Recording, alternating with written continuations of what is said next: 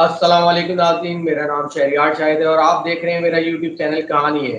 नाज़रीन, आज Lahore high court में बहुत अहम तरीन समाअत हुई है, इसी पर बात करेंगे। मेरे साथ मौजूद है माहिर कानून हैदर वहीद साहब। सर, आपका बहुत बहुत शुक्रिया, आपने अपना कीमती वक्त दिया। सर, सबसे पहले मैं आपसे ये सवाल करूँगा कि जो गवर्नर पंजाब और चीफ सेक्रेटरी ने जो नोटिफिकेशन जारी किया था, जिसको आज लाहौर हाई कोर्ट ने मुअत्तल कर दिया, तो क्या इन ये आईनी तौर पे इनकी कोई पकड़ होगी इस चीज के लिए?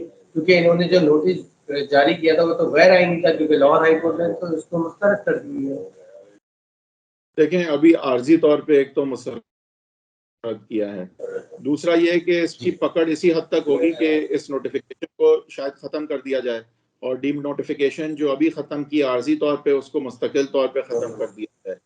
लेकिन यहाँ पे इम्पोर्टेंट बात यह है कि खान साहब चाहते थे डिसोल्यूशन, परवेज इलाही लगता है नहीं चाहते थे डिसोल्यूशन, पीएमएल नून नहीं चाहती थी डिसोल्यूशन, जिसके पास परवेज इलाही की चाबी है वो नहीं चाहते थे डिसोल्यूशन। तो आज डिसोल्यूशन ऑफ असेंबली तो और दूर चली गई। और ये जो नो कॉन्फिडेंस और कॉन्फिडेंस का वोट है, ये तो लाया इसीलिए गया था, ये डी नोटिफिकेशन है, ये तो लाई इसीलिए गई थी कि ये डिसोल्यूशन ना हो सके।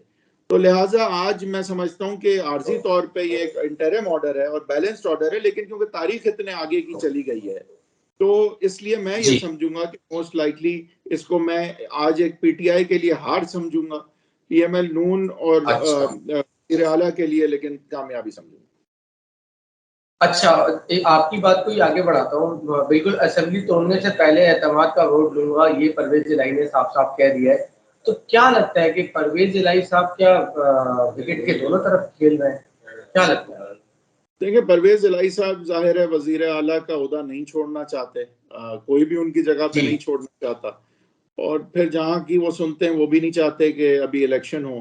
तो लिहाजा वजीर आला जो हैं वो मेरे ख्याल से अपना सियासी मुस्तकबिल, खासकर उनके साहबजादे जो है वो खान साहब के साथ देखते हैं, सीट एडजस्टमेंट खान साहब के साथ चाहते हैं। तो वो चाहते हैं कि दोनों मामलात उनके बने रहें, कि खान साहब के साथ भी रहें और उनके साथ देने का की जो कुर्बानी है वो पूरी तरह ना दी जाए।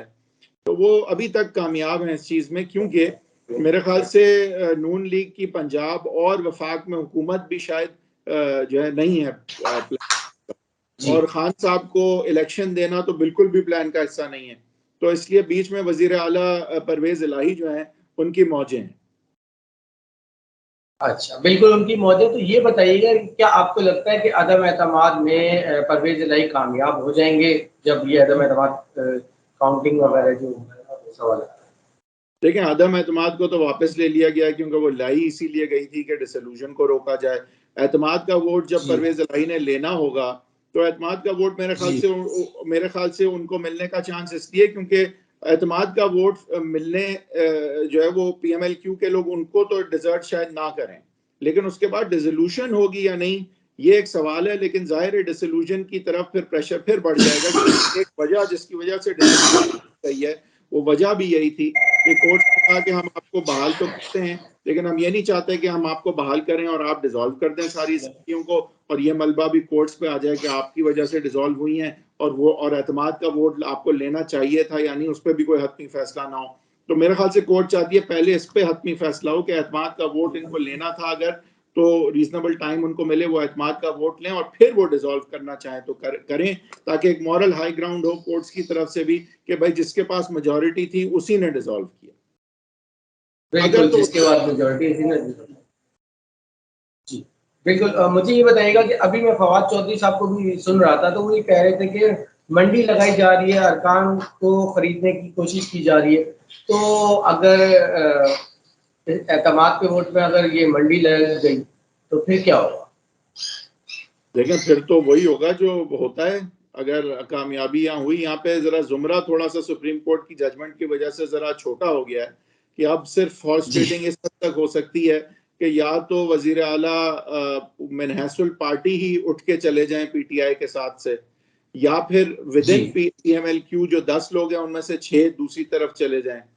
तो जुमरा थोड़ा कम हो गया। अब पीटीआई के लोग तो क्रॉस नहीं कर सकते और जो है वो दूसरी पार्टी के लोग जो हैं वो अदम एतमाद ही पार्टी के कैंडिडेट के। पंजाब की सियासत में फिर आप क्या देख रहे हैं, किसका फ्यूचर ब्राइट देख रहे हैं आप? आने वाले वक्त में? परवेज इलाही। परवेज इलाही, सिर्फ परवेज इलाही। अच्छा, डिप्टी स्पीकर और स्पीकर के खिलाफ जो है तहरीक अदम एतमाद का फैसला नून लीग ने किया हुआ है वो बरकरार है, तो इस हवाले से आप क्या कहेंगे? देखें, ये सारी चीजें सिर्फ डिसोल्यूशन को रोकने के लिए हैं। अभी green signal I don't think PML Noon के पास भी है कि वो हुकूमत पूरी तरह वापस ले सकें, और खान साहब के पास तो बिल्कुल भी नहीं है कि वो इलेक्शन करा सकें। तो बीच का रास्ता परवेज इलाही है और उनकी बल्ले बल्ले। जी, तो मतलब सारा दारो मदार अब परवेज इलाही पे आके ठहर गया। बिल्कुल ऐसे ही, बिल्कुल ऐसे ही। देखें, मेरे ख्याल से जो है ना, ये डिसोल्यूशन एम था खान साहब का, और पावर में रहना एम था परवेज इलाही का। परवेज इलाही का इस वक्त जो है दाम बढ़ गया, वो शायद सीट एडजस्टमेंट भी ज़्यादा करेंगे और दीगर मामला जो है उसमें वो असरअंदाज होंगे। लेकिन इलेक्शन जो है वो जब भी होगा, तो अब खान साहब को और ज़्यादा ये बात समझ आ गई है कि वो उनका अगर डिपेंडेंस जो है इवन परवेज इलाही की तरफ होती है तो नाक से चने उनको वहां भी चबाए जा सकते हैं। तो मेरे ख्याल से अब खान साहब जो है वो उनको इलेक्शन की तरफ जो जाने की उनकी जल्दी थी ना, वो उन्हें अब समझ आती जा रही है कि उसमें उनके साथ कोई भी नहीं है। मतलब आवाम हो बिल्कुल सकती सही है, बात, बस बात है, लेकिन और कोई भी नहीं है, स्टेक होल्डर कोई नहीं है उनके साथ। सही, बिल्कुल सही कह रहे हैं। बस आखिरी आपसे 1-2 मिनट चाहूंगा।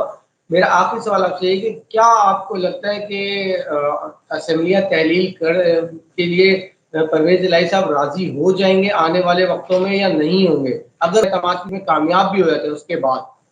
एतमाद की बात के वोट में अगर वो कामयाब हो जाते हैं तो फिर खान साहब का प्रेशर फिर आ जाएगा, क्योंकि मेरे ख्याल से अदालत तो फिर ये कतरन हटा देगी, ये रुकावट हटा देगी कि ठीक है, अगर वोट ऑफ कॉन्फिडेंस आपने ले लिया है तो फिर डिसॉल्व ना करना आपकी सवाबदीद है।